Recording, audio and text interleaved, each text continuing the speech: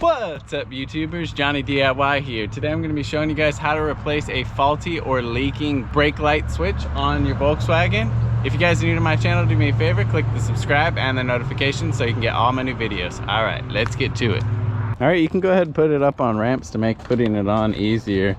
You're going to want to make sure that you chalk the back wheels though.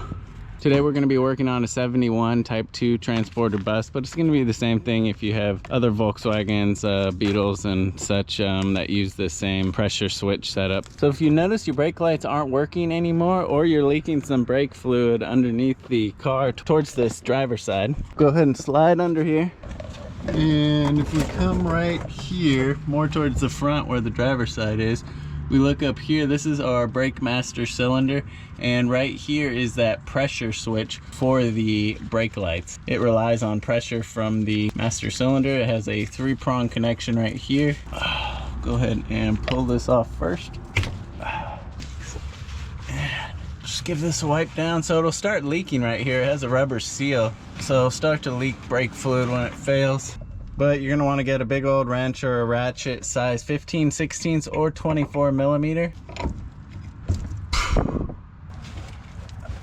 Loosen this up. Shouldn't be on there too tight. Have yourself a rag, little cup ready, because it'll probably leak out a little bit of brake fluid. Once we loosen it up, should be able to take the rest of it off by hand. So we'll just unscrew our old one. Then we're going to take our new one, screw it in so we don't leak too much brake fluid out. You can do it by hand at first. Get off all that brake fluid that leaks out. You don't want it to damage this rubber. That's what happens over time, is brake fluid is so acidic. It'll eat away the rubber. There we go. This doesn't have to be too tight. Give your plug a nice cleaning if it leaked brake fluid and grime on it. And then it's got 3 prongs.